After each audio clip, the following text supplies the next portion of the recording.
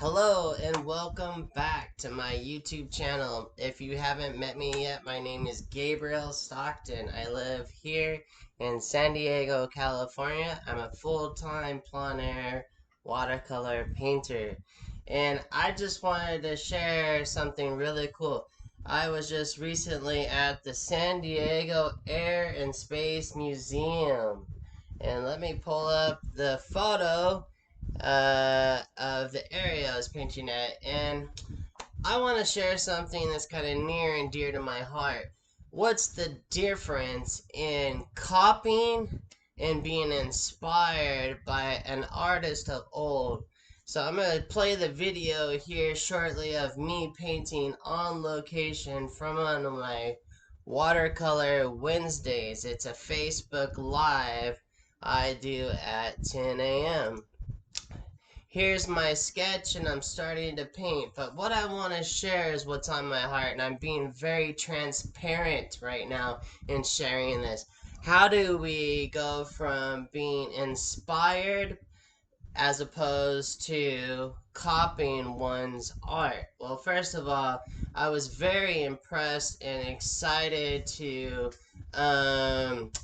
listen to an artist historian, Jean Stern, who speaks a lot on California history of Impressionist and tonalist painters. And one of the things that some artists do just to keep going as an artist is to research where maybe a painter like Edgar Payne had painted. There's my palette. If you haven't seen my palette before, I'm telling someone during the live, what kind of palette I'm using.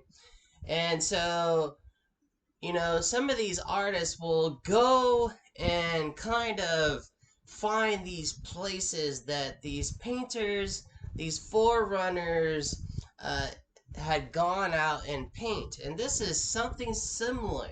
It might not have been some big, huge 3 hour, 4 hour backpacking event, but yes, this is down near my studio in Spanish Village. If you're ever in San Diego, come on over to Spanish Village. My studio is 34A. You could see this painting if it's still there on display, and other paintings of the park and surrounding areas of San Diego. So, the story behind this piece is there was an artist here in San Diego who actually used to be an architect. His name was Jay Andrews. Well, Jay had just passed away shortly before I came on the San Diego scene. So I paint now with a lot of the people that used to paint with Jay, like Chuck McPherson and Louis Juarez, and you know, I could go on and share more, and I think I will in the future, more about Jay Andrews. And there's a lady here who has all of Jay's work, which is really unique. She even made a book of his work. So Jay, what from my understanding of the stories I've heard from him, he would go to a place like this, paint in the early morning, maybe take a nap in his car, and then come back out and paint in the afternoon. He was known for having stacks and stacks of paintings in the back of his car. And I can relate to that. I can relate putting in the mileage. Excuse me. Pudding, don't worry, it's not COVID. It's just a little hair or something. But anyways, oh my goodness. So I'm not editing this out. It's just gonna be 10 minutes of me talking and sharing. And so, anyways, my point is, I was very inspired. I can relate to the stories that I've heard about Jay, and I went to this location. The building is a little different now. So as you can see, the reference photo that I took to show you, I didn't paint from this photo. I'm actually on location, but that building above me at some point was painted this white color. So Jay's was painted kind of brownish. If you could see the other building in the background, that's the Star Dust Amphitheater. Um, which used to, actually, I believe the Beatles played there at one time.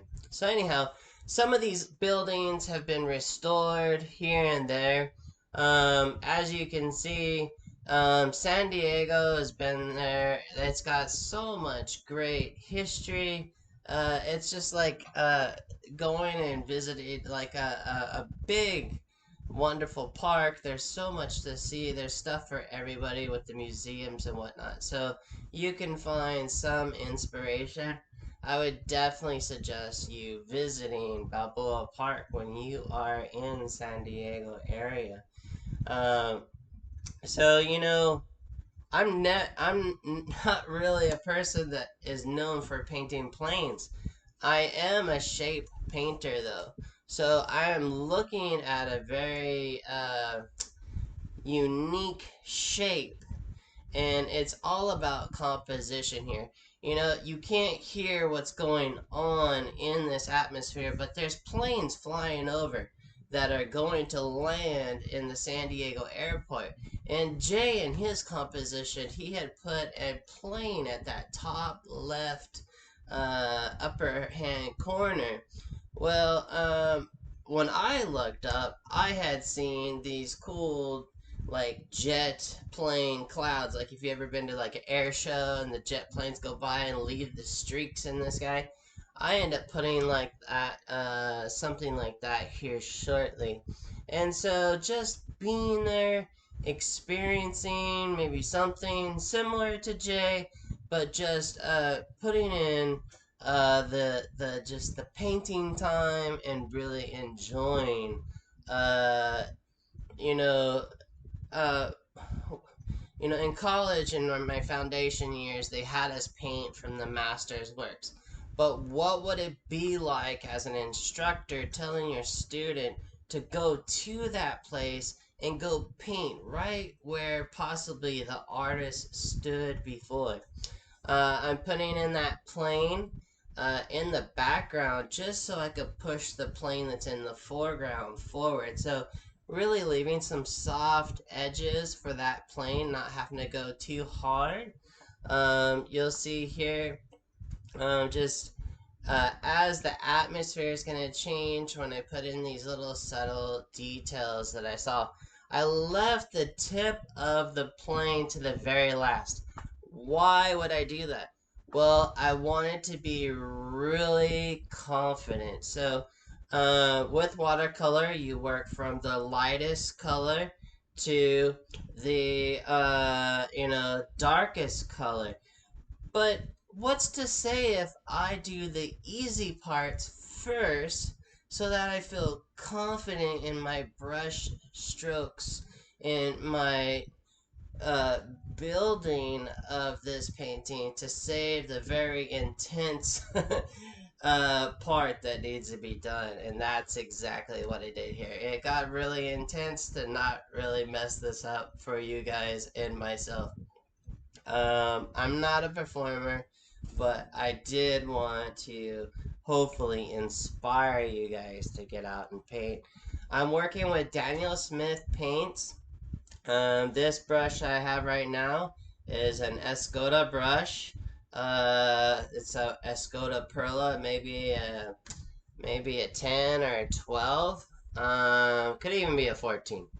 But I can't tell at this point. But I work from big brushes down to small brushes. There you see some splattering. It's gonna create some nice texture. Jay had put a tree in here, and I think it was great. As you can see, there is a newer tree that's here, but further to the right, there's a big, gorgeous tree. There's lots of trees here at the park. Southern California, we're known for, more of the eucalyptus, but there's some of these pretty cool, like, fig trees that are around the park. And I just feel that by putting in this tree, It again pushes that building a little further back. Let's go ahead and put in what's actually holding this plane up, but it's really not the focal point here. As far as composition, what's working really well for this piece are the diagonals versus the organics versus the horizontals.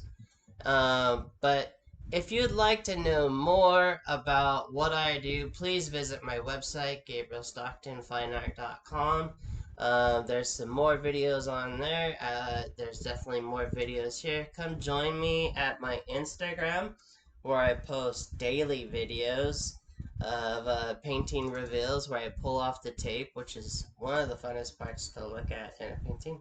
But just keep it simple, get out there and paint and enjoy life. Well, here it is. Here's the finish, and sorry about the cut off corner, but you'll be able to see the whole thing here. Keep painting, enjoy life, and get inspired. Alright, thank you. Take care. See you. Bye.